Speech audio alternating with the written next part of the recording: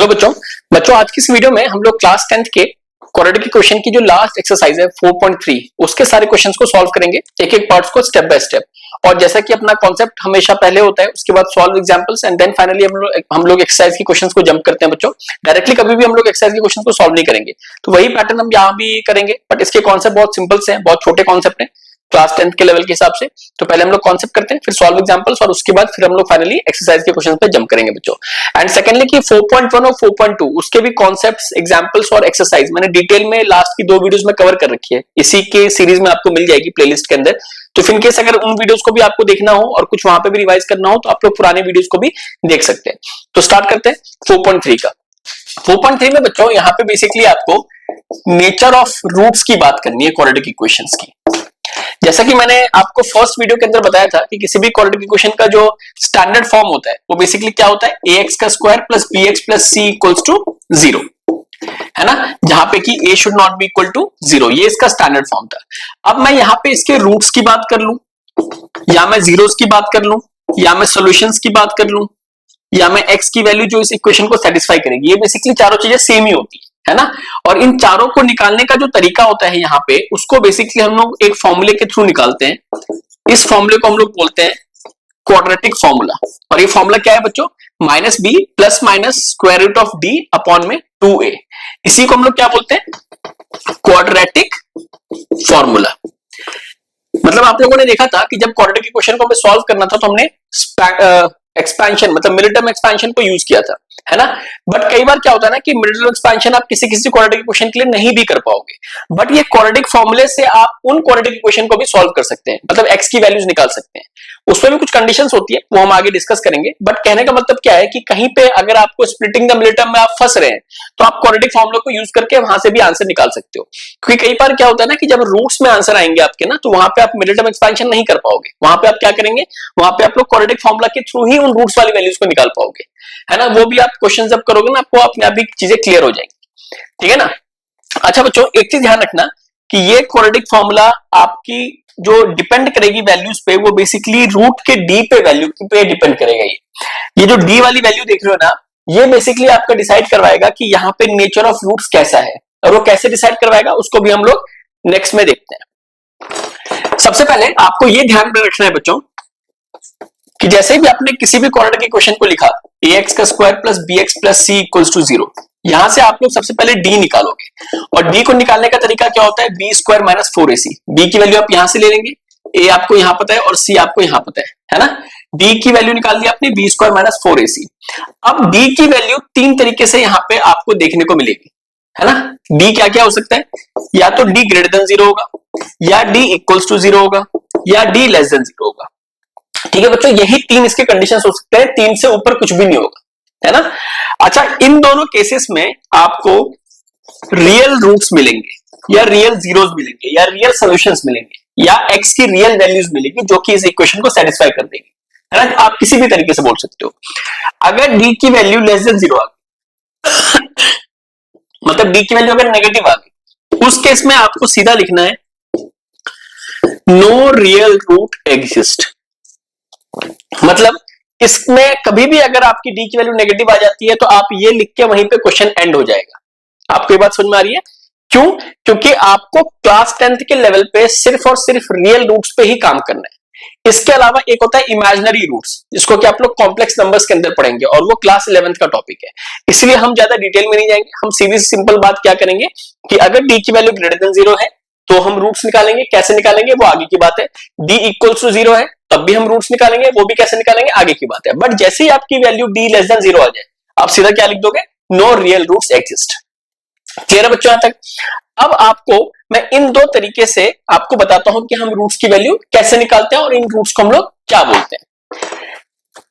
देखिए बच्चों, जैसे आपकी डी ग्रेटर देन 0 आ जाएगी, आपकी वैल्यू क्या होगी रूट्स की, रियल एंड डिस्टिंक्ट रूट्स।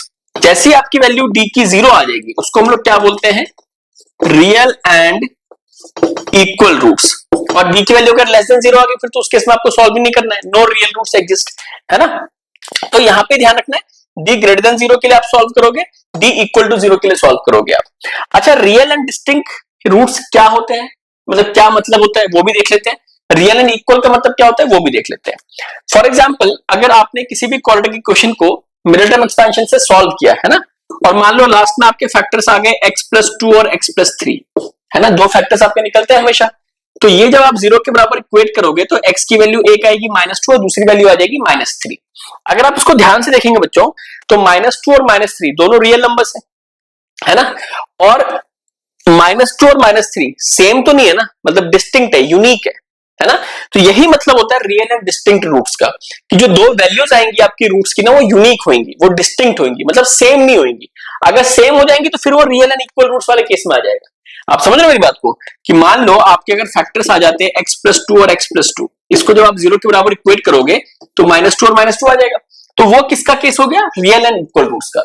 तो अगर आप मिडिल टर्म एक्सपेंशन से निकालोगे ना, और मतलब ये सपोज करो कि वैसे तो हम जब डी के सॉल्व करेंगे, डी के थ्रू सॉल्व करेंगे, फिर तो हम क्वाड्रेटिक फॉर्मूला लगाएंगे। बट इफ इन केस अगर आपको चेक करना हो कभी भी, तो अगर आपने डी इक्वल्स टू 0 निकाला ना, उसके बाद अगर आप मिडिल टर्म एक्सपेंशन भी करते हो, प्रोवाइडेड कि वहां पे मिडिल टर्म एक्सपेंशन हो सकता है, तो अगर आप मिडिल टर्म एक्सपेंशन भी करेंगे ना, तब भी आपकी वैल्यू सेम ही आ जाएगी।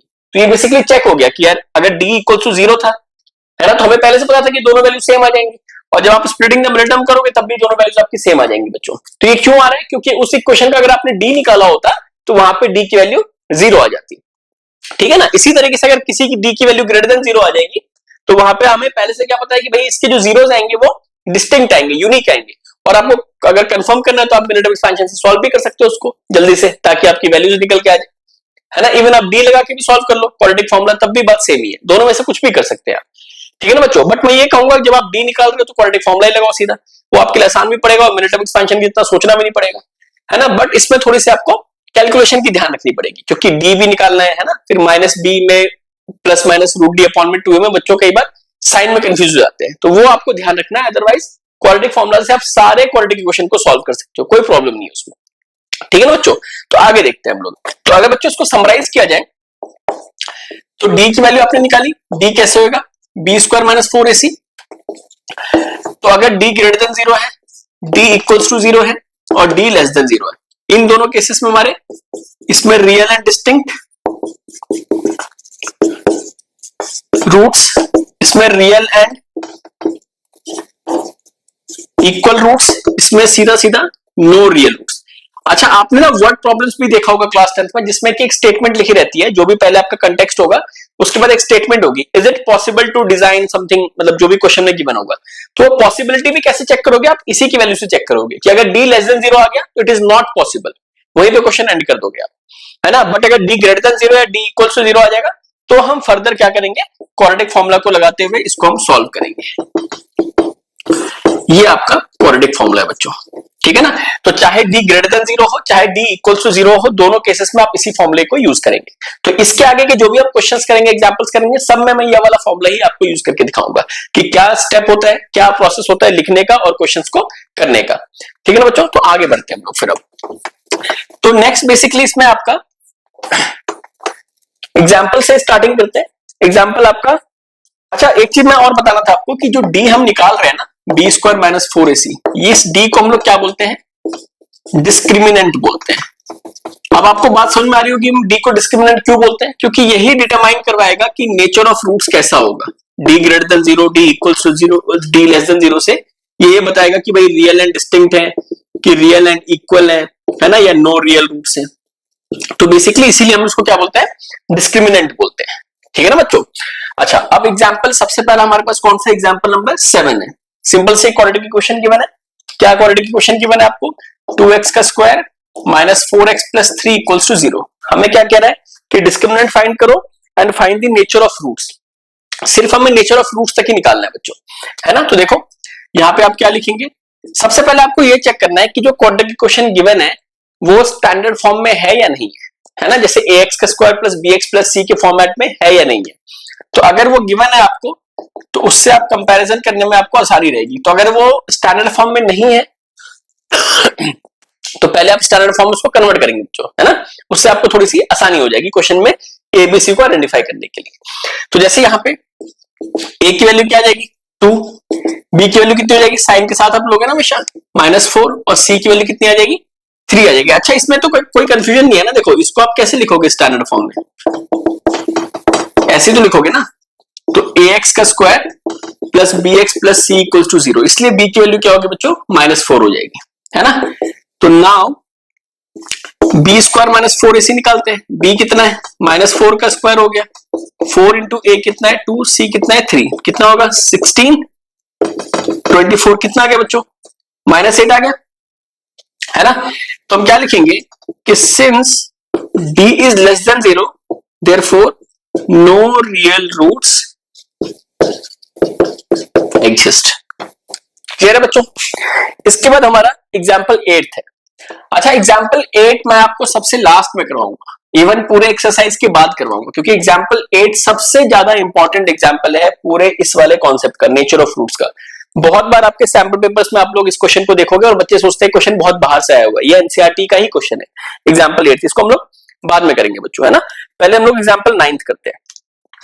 एग्जाम्पल 9 क्या बोल रहा है कि find the discriminant of the equation 3x का square minus 2x plus 1/3 equals to 0, 3x का square minus 2x plus 1/3 equals to 0। और फिर आगे क्या बोल रहा है कि and hence find the nature of its roots, find them if they are real. तो अगर रियल रूट्स है तो हमें उसको निकाल के भी दिखाना है।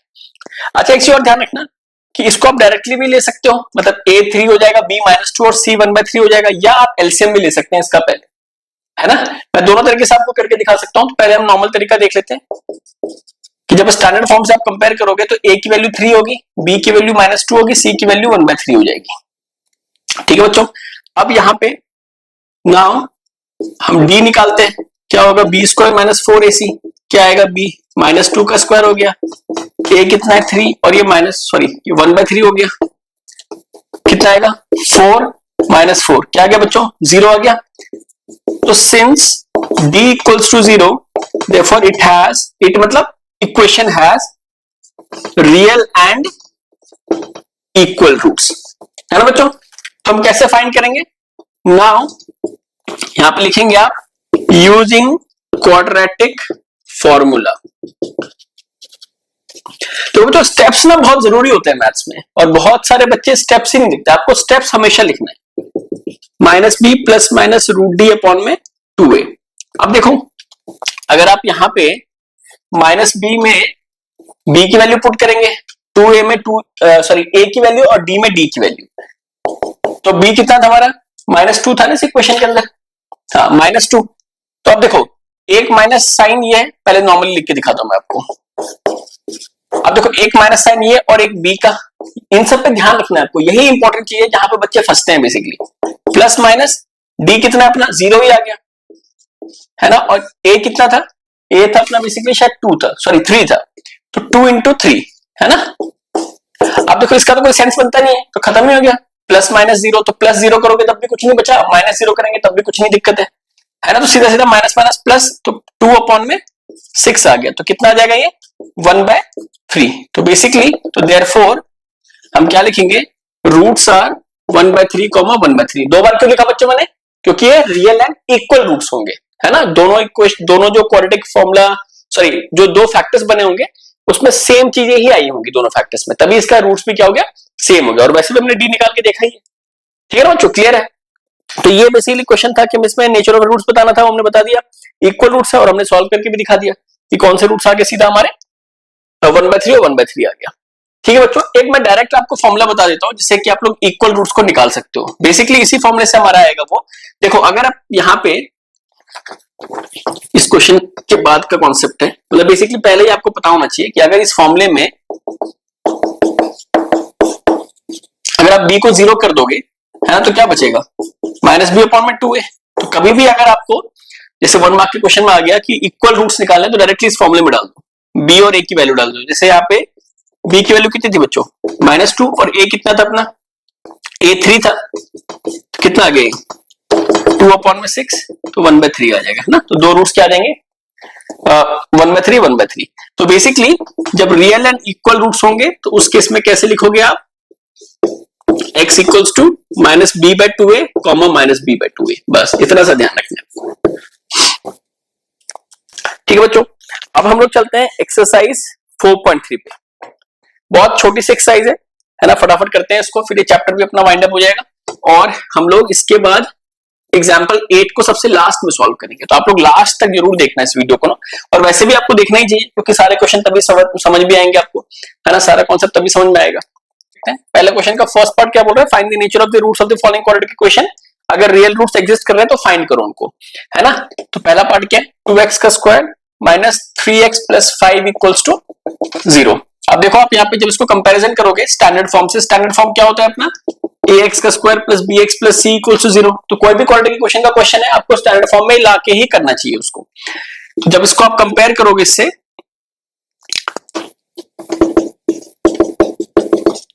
है ना, तो यहाँ पे क्या हो जाएगा, 2x का स्क्वायर, मतलब बहुत सिंपल सी चीज है, डायरेक्टली भी कर सकते हो आप, कोई प्रॉब्लम नहीं है, बट अगर किसी को प्रॉब्लम होती हो तो उसके लिए मैं बता रहा हूं, है ना। तो a की वैल्यू कितनी है बच्चों, 2, b की वैल्यू -3, c की वैल्यू 5, है ना। तो देयरफॉर d क्या आ जाएगा, b square minus 4ac, b कितना है अपना, -3 का स्क्वायर हो गया 9, 40, है ना। तो -31 आ गया। हम क्या लिखेंगे, d less than 0, therefore it has no real roots. ठीक है ना बच्चों, जब रियल रूट्स आएंगे तो हमें निकालना क्या है, तो कुछ भी नहीं निकालना। तो ये इस तरीके से हो गया। सेकंड पार्ट देखते हैं इसका। सेकंड पार्ट क्या बोल रहा है, 3x का स्क्वायर, ये आ गया अपने पास, है ना। इसको भी जब आप स्टैंडर्ड फॉर्म से कंपेयर करोगे तो here a equals to 3, b minus 4√3 और c अपना कितना आ गया, 4 आ गया। तो यहां से अगर हम d निकालेंगे तो d क्या आएगा, b square minus 4ac, b कितना है बच्चों, ये स्क्वायर हो गया, a कितना है 3 और c कितना है 4, ये कितना आएगा 4√3 इंटू 4√3, देखो 16 आ गया, और इंटू 3 48 आ गया, नहीं √3 इंटू √3 3 हो जाएगा बच्चों। तो 48 और यहां कितना आ गया 48, देखो ये 0 आ गया, है ना। तो since d equals to 0, therefore it has real and equal roots. और रियल एंड इक्वल रूट्स की मैंने कंडीशन क्या बताई थी आप लोगों को, यहां तो खैर हम पूरा सॉल्व कर लेंगे कि therefore by using quadratic formula x equals to -b, सीधे सीधे डाल दो आप, b कितना अपने पास -4√3, तो 0 हो गया, a कितना है 3, तो 6 हो जाएगा 2 इंटू 3, है ना। अब यहां पे फर्दर सॉल्व करो आप लोग, कितना है बच्चों, प्लस का 4√3 और अपॉन में क्या आ गया 6 आ गया, तो कितनी वैल्यूज आ जाएगी 2√3/3, है ना। तो देयरफॉर द रूट्स आर, दोनों वैल्यू सेम आ जाएगी ना।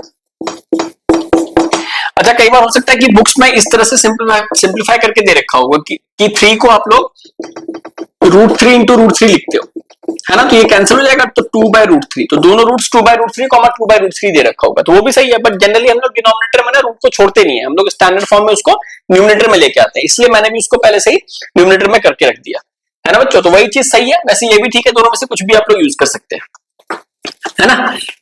अब इसका लास्ट पार्ट क्या बोलता है फर्स्ट क्वेश्चन का, कि 2x का square minus 6x plus 3 equals to 0। ये भी सिंपल सा है, यहां पे भी a की वैल्यू आपकी 2 है, b की वैल्यू -6 और c की वैल्यू 3 आ गई। तो d अगर आप निकालोगे यहां से क्या आएगा, b स्क्वायर माइनस 4ac, है ना। b कितना है -6 का स्क्वायर, a कितना है 2, c कितना है 3, कितना आएगा 36,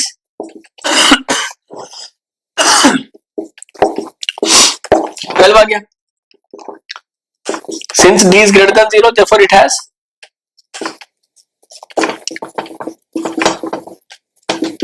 real and distinct roots। ठीक है बच्चों, निकाल लेते हैं। Therefore by using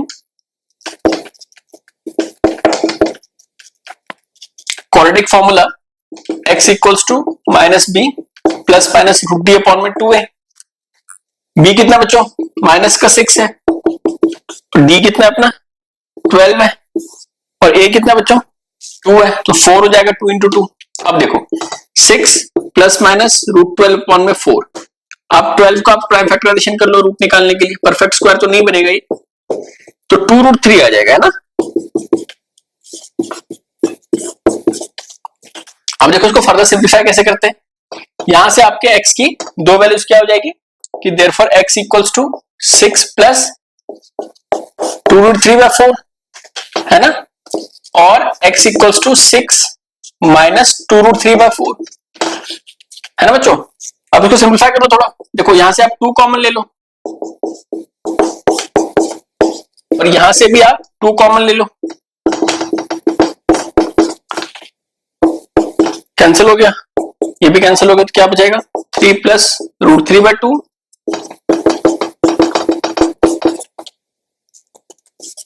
ठीक है बच्चों। तो हमारे पास x की क्या क्या वैल्यूज आ गई 3 प्लस √3/2 कॉमा 3 माइनस √3/2। पीछे एक बार आंसर चेक कर लो आपको 4.3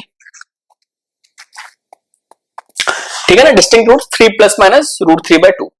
इसको डायरेक्टली भी आप लोग सॉल्व कर सकते थे प्लस माइनस को लेके, बट कई बार वो चीजें कंफ्यूज हो जाती है और आंसर मतलब गलत आ जाता है, इसलिए आप लोग अलग अलग करके ही किया करो ठीक है ना। ओवर कॉन्फिडेंस कभी नहीं रखना मैथ्स में है ना, कैलकुलेशन में, स्टेप्स में, क्वेश्चन में, किसी भी चीज में, वो फालतू में लेके डूब जाएगा आपको। हर एक चीज को करके देखो, कैलकुलेशन मैं देखता हूँ बच्चे कई बार मल्टीप्लिकेशन बहुत डायरेक्टली करने की कोशिश करते हैं कि यार फटाफट कर देता हूँ बाकी लोग इंप्रेस हो जाएंगे, बट उसमें नंबर कट जाएंगे, क्या फायदा दूसरे को इंप्रेस करके है ना। तो आराम आराम से करना है आपको सारी चीजों को बहुत ध्यान से। सेकंड क्वेश्चन क्या बोल रहा है इसका 4.3 का कि find the values of k for each of the following quadratic equation so that they have two equal roots. अब यहाँ पे ना क्वेश्चन बच्चों थोड़ा सा अलग है और ये क्वेश्चंस काफी इंपॉर्टेंट होते हैं। देखो एनसीईआरटी में तो 2 पार्ट्स गिवन है जो कि बहुत ही सिंपल है, बट आप जब दूसरे पब्लिशर्स की बुक करेंगे ना, या जब मैं आपको असाइनमेंट्स करवाऊंगा, इसके एक्स्ट्रा क्वेश्चंस करवाऊंगा, वो भी हम कवर करेंगे, तो उसमें हम लोग बहुत अलग तरीके के क्वेश्चंस भी करेंगे इस टाइप में। मतलब इक्वल रूट्स निकालने, सॉरी इक्वल रूट्स की कंडीशन गिवन होगी या डिस्टिंक्ट रूट्स की कंडीशन गिवन हो सकती है और हमें k की वैल्यू निकालने को बोल सकते हैं, तो वो भी हम करेंगे। बट पहले हम इसको अभी सॉल्व कर लेते हैं। इसमें अपने को पहले से कंडीशन क्या गिवन है कि इक्वल रूट्स है इसके, है ना। तो फिर से देखो a equals to 2, b equals to k और c इक्वल्स टू 3 है, b की वैल्यू क्या हो जाएगी, तो देयरफॉर d इक्वल्स टू क्या होता है, क्या होता है, हम d क्यों निकाल रहे हैं बच्चों, ये ध्यान दो आप लोग। देखो क्वेश्चन में क्या बोल रहा है कि इक्वल रूट्स इसके पहले से गिवन है, तो इक्वल रूट्स की कंडीशन क्या पता है आपको कि भाई d इक्वल्स टू 0 आना चाहिए। तो कभी भी अगर आपको अननोन निकालना होता है ना, उसमें हम लोग क्या करते हैं कि जो चीज गिवन है ना उसी के अराउंड आपको खेलना है क्वेश्चन में। तो यहाँ पे क्या गिवन है कि इक्वल रूट्स है पहले से, तो आप कंडीशन किसकी लगाओगे, इक्वल रूट्स की। इक्वल रूट्स की कंडीशन क्या होती है, d इक्वल्स टू 0, इसके लिए क्या निकालना पड़ेगा, हमें d निकालना पड़ेगा, तो वही निकालते हैं। b k था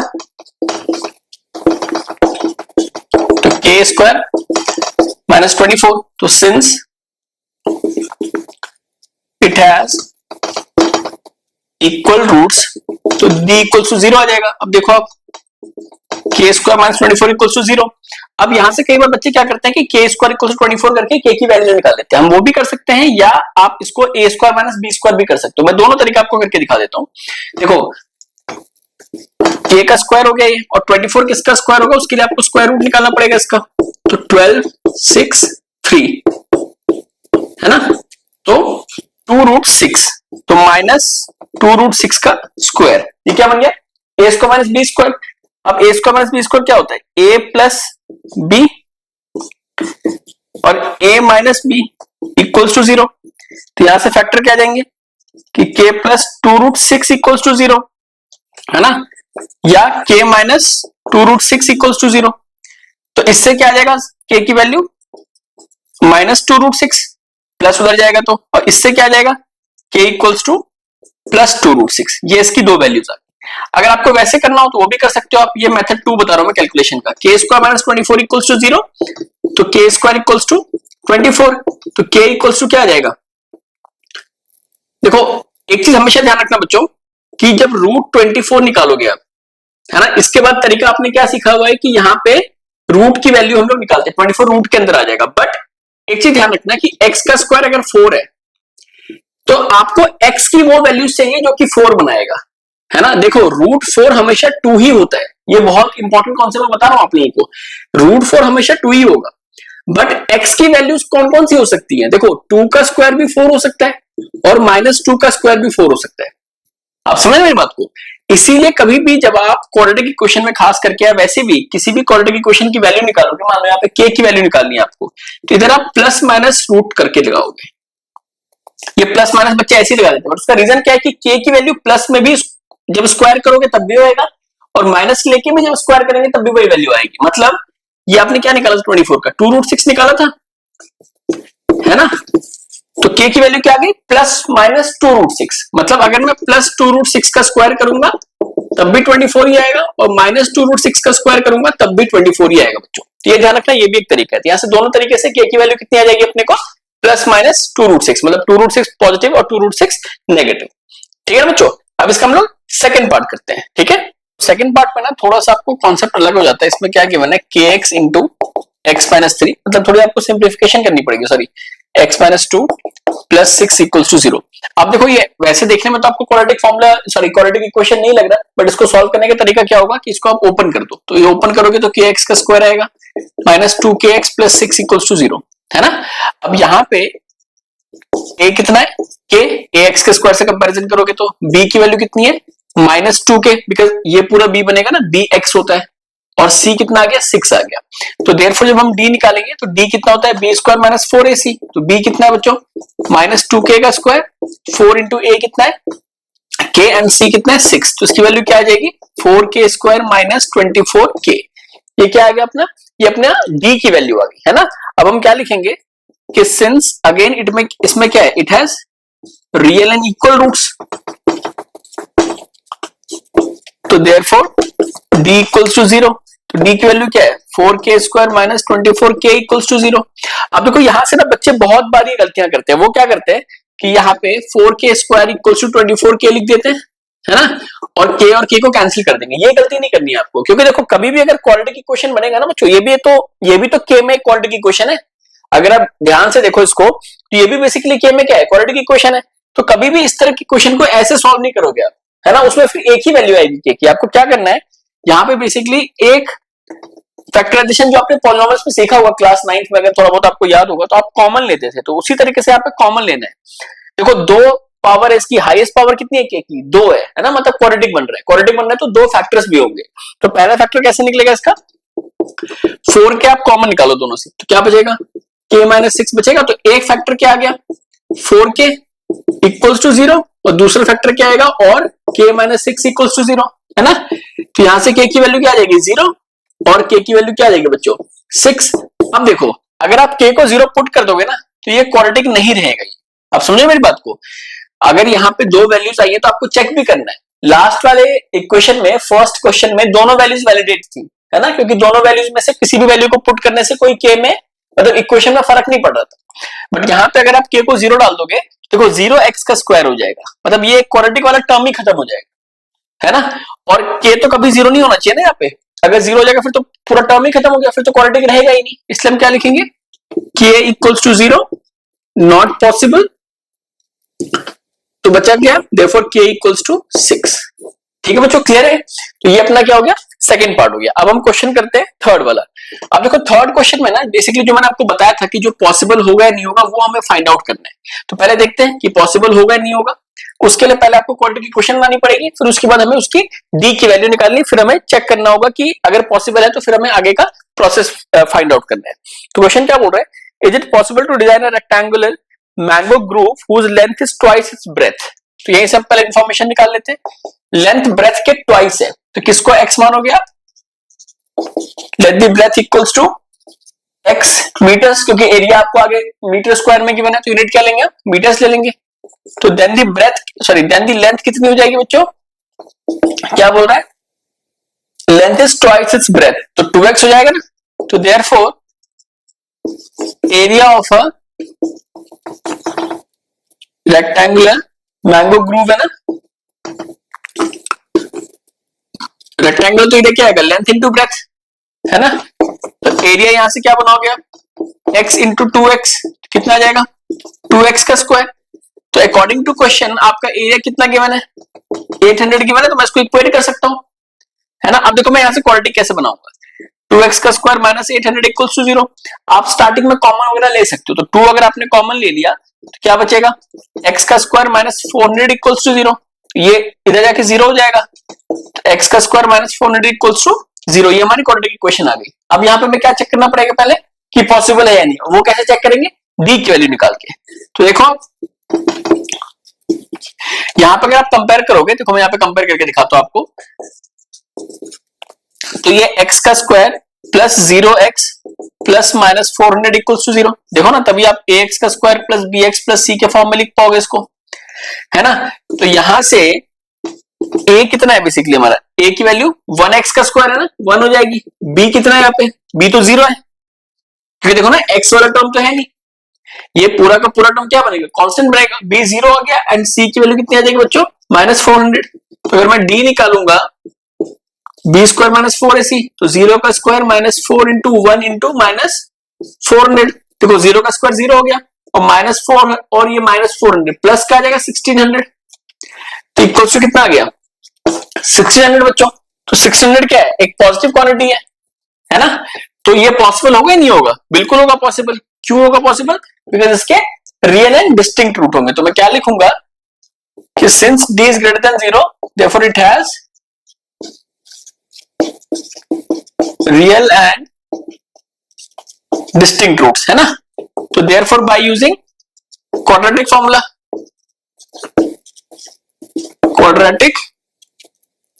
formula, x equals to minus B plus minus root D upon में 2a। b कितना था बच्चों 0, d कितना है 1600 और a कितना है अपना 1। तो यहां से जो दो वैल्यूज आएंगे आपकी, देखो 0 तो खत्म हो गया, तो या तो क्या आएगा x इक्वल्स टू प्लस का रूट 1600 अपॉन में 2, या x equals to minus root 1600 upon में 2। अब अगर 1600 को आप सॉल्व करोगे रूट के लिए,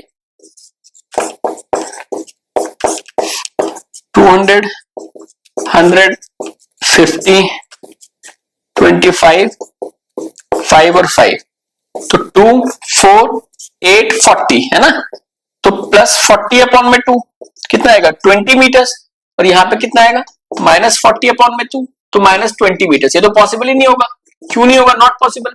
रीजन क्या लिखोगे बच्चों इसका, नॉट पॉसिबल इसलिए क्योंकि कभी भी जो लेंथ या ब्रेथ है वो नेगेटिव नहीं हो सकती है ना, और आपने यहाँ पे ब्रेथ को लिया था x, है ना। तो हम क्या लिखेंगे कि since breadth can not be negative, तो देयरफॉर x इक्वल टू कितना लोगे आप 20, एंड जो लेंथ थी वो हमारी कितनी थी 2x थी ना, लेंथ ट्वाइस था, तो 2x, तो 2 इंटू 20 इक्वल्स टू 40 मीटर। ठीक है ना बच्चों। तो अब जब आपने यहाँ पे ये लिखा ना कि it has real and distinct roots, तो देयरफॉर इसके बाद क्या लिखोगे, सो इट इज पॉसिबल। वो लाइन मिस हो गई थी, तो ये आप लोग ऐड कर लेना यहाँ पे कि so it is possible to design a rectangular mango grove, है ना। उसके बाद हम क्या लिखेंगे, therefore by using quadratic formula हमने पूरा सॉल्व भी कर दिया। उसकी लेंथ और ब्रेथ कितनी हो जाएगी, लेंथ हो जाएगी 40 मीटर्स और ब्रेथ कितनी हो जाएगी बच्चों 20 मीटर्स। ठीक है ना। अब हम लोग चलते हैं फोर्थ क्वेश्चन पे। फोर्थ में कुछ इसी पैटर्न पे, फोर्थ हमारा क्या बोल रहा है कि बेसिकली फोर्थ में भी आपको ये पॉसिबल बताना है कि ये सिचुएशन पॉसिबल होगी ही नहीं होगी, है ना। और सिचुएशन किस चीज की गिवन है, एज की गिवन है। तो देख लेते हैं इसको भी। क्या बोल रहा था, sum of the ages of two friends is 20 years. 4 years ago the product of their age in years was 48. Sum of the ages of two friends is 20 years. So let the age of one या first या second भी ले सकते हो, yes directly भी ले सकते हो। Let the age of two friends be, या फर्स्ट फ्रेंड लिख लो आप x years, तो दोनों का सम अगर 20 है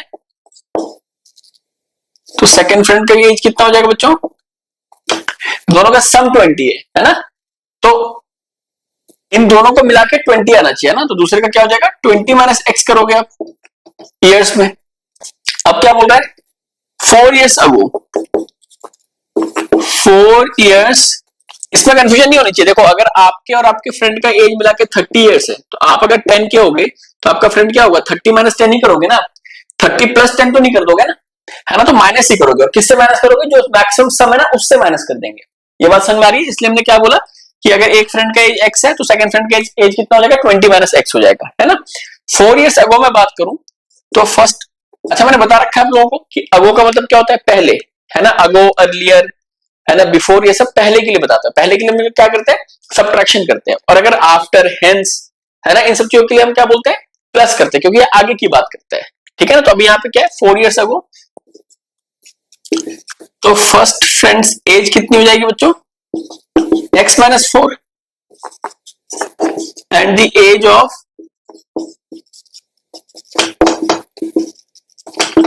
20 माइनस एक्स माइनस 4 कितना हो जाएगा, 16 माइनस एक्स।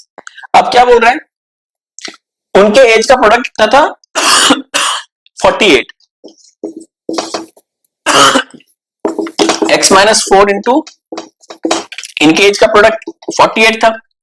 देख लेते हैं इसको सॉल्व करके, 16x माइनस एक्स का स्क्वायर, फिर 64 प्लस 4x, अभी कितना होगा 20x, इन दोनों को पहले ले लिया हमने, फिर x का स्क्वायर माइनस 64 इक्वल्स टू 48। अब इन सबको उधर लेके चलते हैं, पॉजिटिव बनाना है ना x के स्क्वायर को हमेशा, तो इधर आके पॉजिटिव आइए, ये 20x माइनस का हो जाएगा, ये प्लस का 64 हो जाएगा और प्लस का 48 हो जाएगा, क्योंकि 48 इसी साइड पे। अभी कितना होगा ये, x का square minus 28x plus 112 equals to 0, है ना बच्चों। अब इसका d निकाल के देखते हैं हम लोग, है ना, तभी हम बता पाएंगे ना पॉसिबल होगा या नहीं होगा। अब आप क्या लिखोगे, here a equals to 1, b equals to minus 20 और c equals to 112, तो therefore d equals to b square minus 4ac, तो minus 20 का स्क्वायर, a कितना बच्चों 1, c कितना 112, देखो 20 का स्क्वायर क्या हो जाएगा 400 हो जाएगा ना, 20 इंटू 20, और माइनस का साइन तो प्लस हो जाएगा, तो 400 और ये कितना आ जाएगा 448, देखो माइनस 48 आ गया। तो सिंस, अब देखो यहां से क्लियर है कि since d is less than 0, therefore it has no real roots, तो देयरफॉर इट इज नॉट, या देयरफॉर सीधा हम क्या बोल सकते हैं, therefore this situation, the given situation is, ये पूछा ना क्वेश्चन में, तो हम क्या डाल देंगे, तो given situation is not possible, ठीक है ना बच्चों, क्लियर है ये वाला क्वेश्चन भी। अब हम देखते हैं इसका लास्ट क्वेश्चन, फिर से वही पूछ रहा है, is it possible to design a rectangular park of perimeter given है इस केस में एंड एरिया इतना, if so find its length and breath.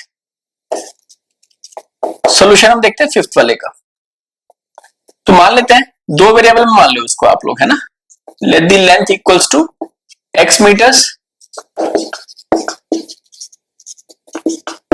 And the breadth equals to y metres मान लिया हमने। तो नाउ देखो, आप ऐसा नहीं है कि हम दो वेरिएबल को ले लिए तो हमने दो वेरिएबल में सॉल्व करना है, हम आएंगे क्वाड्रेटिक में तो एक ही वेरिएबल में रिड्यूस कर देंगे, बट ये ट्रिक होती है, ट्रिक क्या मतलब टाइम बचाने का तरीका है। देखो मैं पेरीमीटर को यूज करके भी एक ही वेरिएबल से कर सकता हूं, या मैं दो वेरिएबल और पेरीमीटर को यूज करके भी इस क्वेश्चन को कर सकता हूं, मैं उसी तरीके से आपको दिखा रहा हूं। पेरीमीटर क्या होता है, रेक्टेंगल का 2 into l प्लस भी आप लिख सकते हो, पेरीमीटर ऑफ अ रेक्टेंगल। अब x कितना है, लेंथ कितना है x, ब्रेथ कितनी है y, तो ये कितना है पेरीमीटर अपना 80 है। अब देखो 2 को इधर भेज दो, 40 हो जाएगा ना, डिवाइड में आ जाएगा, equals to x plus Y, तो 40 minus Y equals to x आ गया, या y की वैल्यू क्या आ जाएगी 40 माइनस x आ जाएगी बच्चों। इसको हमने फर्स्ट इक्वेशन मान लिया, है ना। अब दूसरा क्या बोल रहा है, उसका एरिया कितना है 400, also area equals to 400, area क्या होगा इसका लेंथ इनटू ब्रेथ, लेंथ कितना है x लिया था हमने, ब्रेथ कितना लिया था y। अब देखो इस इक्वेशन का क्या फायदा हो गया, यहां से y को मैं x में डाल सकता हूं, x into 40 minus X equals to 400। अब इसको मल्टीप्लाई करो, 40x माइनस एक्स का स्क्वायर इक्वल्स टू 400। अब इन दोनों को उधर लेके चलते हैं, माइनस एक्स का स्क्वायर हो जाएगा पॉजिटिव हो जाएगा, ये माइनस का 40x हो जाएगा और ये तो इधर ही रहेगा प्लस 400, है ना। अब इसका भी d निकाल के देखते हैं बच्चों, a कितना है यहाँ पे 1, b कितना है माइनस 40, c कितना है यहाँ पे 400, तो d की वैल्यू क्या आ जाएगी b स्क्वायर माइनस 4ac, तो माइनस 40 का स्क्वायर माइनस 4 इंटू 1 इंटू 400, ठीक है ना बच्चों। अब इसको सॉल्व करो, 40 का स्क्वायर 1600 है ना, 40 इंटू 40, अभी क्या था हमने पीछे माइनस का स्क्वायर प्लस हो जाएगा, और यहाँ पे कितना आ जाएगा 1600 ए भी आ गया, कितना आ गया, 0 आ गया, 0 तभी भी पॉसिबल है, कोई दिक्कत तो है नहीं इसमें। तो since d equals to 0, therefore it has real and equal roots, है ना। So it is possible to design a rectangular park। और उसकी डायमेंशन कैसे निकालेंगे, बोला ना उसने लेंथ एंड ब्रेथ निकालने के लिए, वो हम निकाल देंगे क्वाड्रेटिक फॉर्मूला को यूज करके। तो फिर हम क्या लिखेंगे बच्चों यहाँ पे कि now by using quadratic formula minus B plus minus root D upon में 2a, बी की वैल्यू कितनी थी बच्चों यहाँ पे -40, तो माइनस ऑफ -40 और प्लस माइनस ये तो 0 ही था सीधा, डी की वैल्यू 0 आई थी और a कितना था अपना 1 था, कितना आएगा बच्चों 40 अपॉन में 2 तो 20, है ना। तो देयरफॉर लेंथ कितना आ गया x था तो 20 मीटर्स आ गया, एंड जो ब्रेथ हमने ली थी वो कितनी ली थी 40 माइनस x, 40 माइनस 20, तो ये भी कितना आ गया 20 मीटर्स, तो लेंथ भी 20 और ब्रेथ भी 20। तो यहां तक क्लियर है बच्चों। बच्चों अभी हमने ना एक्सरसाइज 4.3 के सारे क्वेश्चन सॉल्व कर लिए इस वाली वीडियो के अंदर, इससे पहले के एग्जांपल्स भी सारे सॉल्व कर लिए, एक ही एग्जांपल हमारा बचता है, वो है हमारा एग्जांपल नंबर 8 जो कि पोल वाला क्वेश्चन है और वो काफी इंपॉर्टेंट क्वेश्चन है बच्चों, है ना।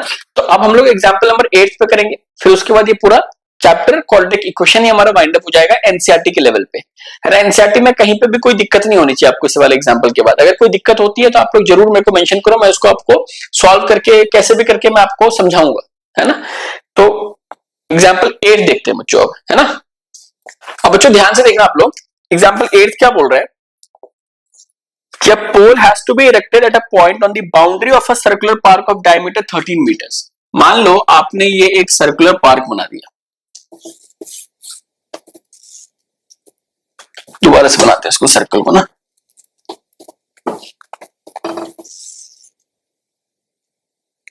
ठीक है ना। ये सर्कुलर पार्क है और इसके डायमीटर, मान लो हमने इसका ये डायमीटर बना लिया,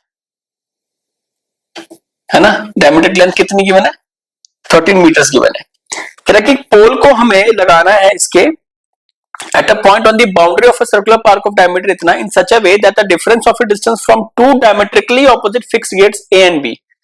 मान लो यहाँ पे देखो diametrically opposite gates बोल रहे हैं ना, हाँ मतलब diametrically opposite gates का मतलब क्या है कि एक अगर दूसरे एंड पे होगा तो दूसरा दूसरे एंड पे होगा, मतलब एक अगर इस वाले एंड पे हुआ एक गेट तो दूसरा वाला इसके जस्ट डायमेट्रिकली ऑपोजिट हो जाएगा। मतलब अगर आप डायमीटर को यहां बनाते तो एक अगर इधर होता तो एक इधर हो जाता, ऐसे समझ रहे हैं। तो हमने डायमीटर कैसे बनाया, 13 मीटर्स की लेंथ है, तो एक गेट अगर हमने ए लगाया तो दूसरा गेट कहां पे होगा बी वाले पॉइंट पे होगा, इस वाले पॉइंट पे होगा। तो क्या बोल रहे हैं in such a way that the difference of a distance from two diametrically opposite fixed gates A and B on the boundary is 7 metres. और कहां पे लगाना है, pole has to be erected at a point on the boundary of a circular park. मान लो आपने यहां पे कहीं लगा दिया, तो इसका जो डिस्टेंस होगा ए से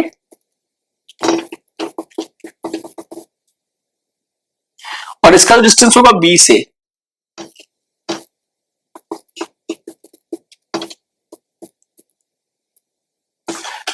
ठीक है ना। मान लो इस पॉइंट को हमने सी ले लिया, इसको हम ओ ले लेते हैं सेंटर को।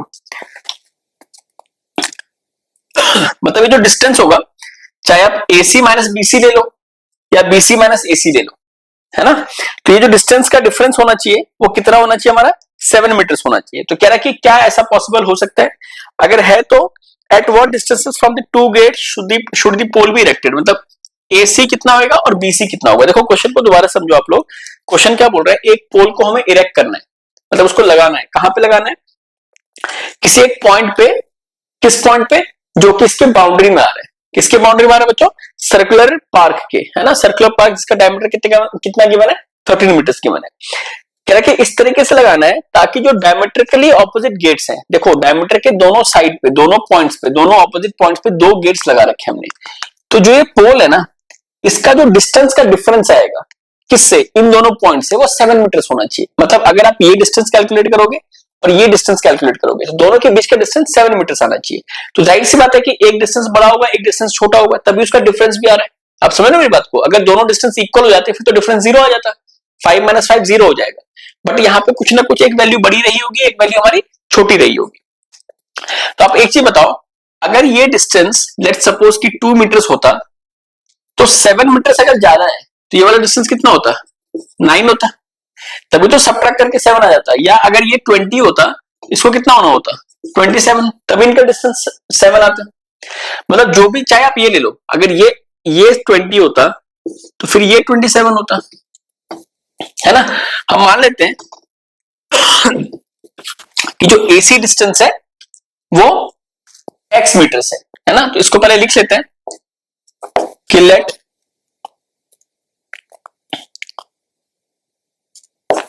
a pole C is erected at a point on a circular arc of diameter कितना? 13 मीटर्स, है ना। नाउ लेट कर लिया हमने BC को x मीटर्स कर लिया, तो देयरफॉर जो AC होगा वो कितना होगा? x + 7 आ जाएगा। अब देखो ऑल्सो एंगल AC भी 90 डिग्री होगा बच्चों। रीजन क्या आएगा? देखो ये डायमीटर अगर है तो पूरा सेमी सर्कल होगा, और सेमी सर्कल में आपको पता होगा कि अगर ये सेमी सर्कल है तो ये जो एंगल बनता है, angle in semi circle 90 degree का बनता है ना। क्लास 9 में आप लोगों ने थ्योरम पढ़ी थी, है ना। तो उसको हम लोग क्या कर लेंगे, क्या लिख लेंगे? Angle in semi circle. अब देखो, तो नाउ अगर ये सेमी सर्कल होगा तो ये राइट एंगल ट्रायंगल बन गया। राइट एंगल ट्रायंगल बन गया तो मैं क्या कर सकता हूँ? पाइथागोरस थ्योरम लगा सकता हूँ।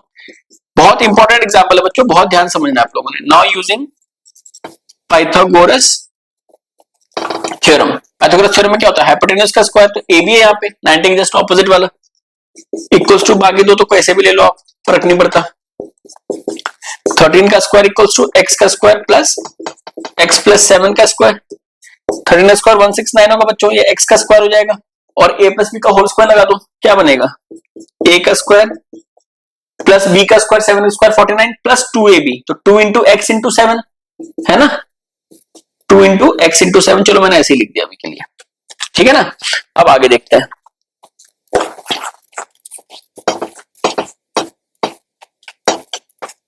अब देखो इसको सॉल्व करो। 169 इक्वल्स टू x का स्क्वायर प्लस x का स्क्वायर प्लस 49 प्लस 14x। अब देखो इसको भी इधर लेके चलते हैं। 2x का square plus 49 plus 14x minus 169 equals to 0।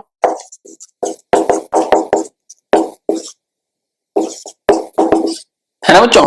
अब यहां से देखो सिंप्लीफाई किया मैंने, कुछ नहीं किया था। अब यहां से 2 कॉमन ले लो आप, x का square plus 7x minus 60 equals to 0। इधर आके 0 के नीचे 2 आके खत्म हो जाएगा,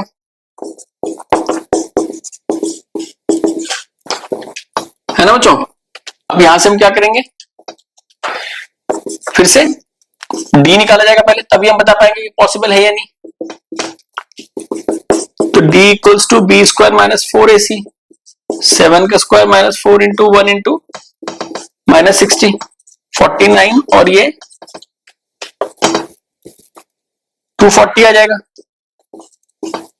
289 आएगा बच्चों, है ना।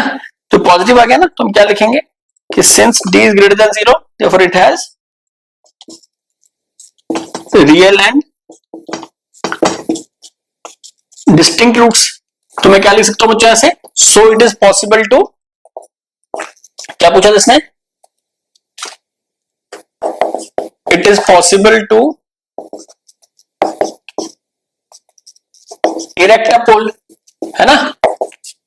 आप डायमेंशन निकालेंगे, उसकी डिस्टेंस निकालेंगे ना, क्या निकालना था हमें, दोनों गेट से कितने डिस्टेंस पे लगाया जाएगा। तो नाउ बाय यूजिंग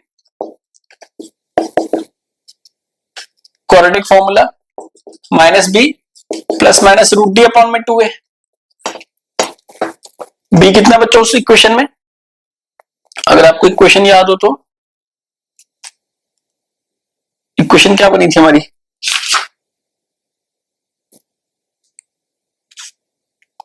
x का स्क्वायर प्लस 7x माइनस 60 थी ना, हाँ, तो b कितना था 7, तो माइनस b तो माइनस का 7 हो जाएगा, और प्लस माइनस हमने d कितना निकाला था, हाँ ये गिवन है ना, b हमारा 7 था, तो माइनस साइन लगा दिया बाहर, तो माइनस 7 हो गया, d हमारा 289 है, और a कितना था 1, 2 इंटू 1 2 ही हो जाएगा। अब देखो बच्चों 289 किसका परफेक्ट स्क्वायर होता है, 17 का, है ना, ये आ गया। अब यहां से x इक्वल्स टू या तो ये आ जाएगा, या x इक्वल्स टू ये आ जाएगा। अब देखो 10/2 5 आ जाएगा x की वैल्यू, और यहां से कितना आ जाएगा x माइनस 24/2, तो माइनस 12, डिस्टेंस कभी नेगेटिव तो हो नहीं सकता, है ना, तो ये क्या लिख देंगे हम, not possible, since distance can not B, since distance can not be negative, है ना बच्चों। तो हमने x क्या लिया था, bp लिया था,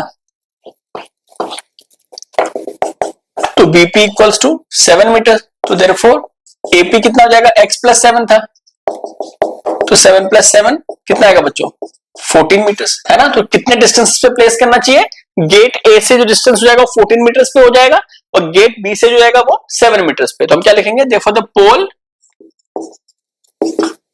has to be at a distance of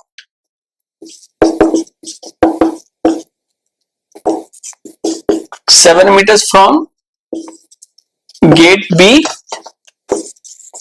and 14 meters from gate A। ठीक है बच्चों, क्लियर है क्वेश्चन। तो बच्चों 4.3 विथ ऑल एग्जांपल्स, है ना, और सारा कॉन्सेप्ट हमने इसमें कवर कर लिया है। तो ये चैप्टर यहाँ पे खत्म होता है बच्चों। कोई भी दिक्कत हो आप लोग कमेंट्स में जरूर मेंशन करना, टीचिंग स्टाइल या कॉन्सेप्ट आपको समझ में नहीं आ रहा या स्पीड, किसी भी चीज को लेकर आप जरूर बताओ, तब बताओगे आप तभी हम इम्प्रूव भी करेंगे, है ना बच्चों। बाकी नेक्स्ट वीडियो में मिलते हैं हम लोग। नेक्स्ट वीडियो जिस भी टॉपिक का होगा वो मैं आपस में डाल दूंगा, बट तब तक के लिए अगर चैप्टर 4 में कोई भी दिक्कत है तो आप ये तीनों वीडियोस देखो, पूरा चैप्टर आपका क्लियर हो जाएगा बच्चों। और बाकी आपको जो करते रहते हो कि लाइक तो करना ही है, शेयर करना है, सब्सक्राइब करना है, चैनल को बहुत जल्दी ग्रो करवाना है ना बच्चों। फिर हम धीरे धीरे करके और भी चीजें करेंगे, लाइव क्लासेस, दूसरे कॉन्सेप्ट, एक्स्ट्रा क्वेश्चंस, बाकी ग्रेड्स के भी हम कवरेज करेंगे इसके अंदर ना। ठीक है बच्चों, तो फिर हम लोग मिलते हैं नेक्स्ट वीडियो के अंदर।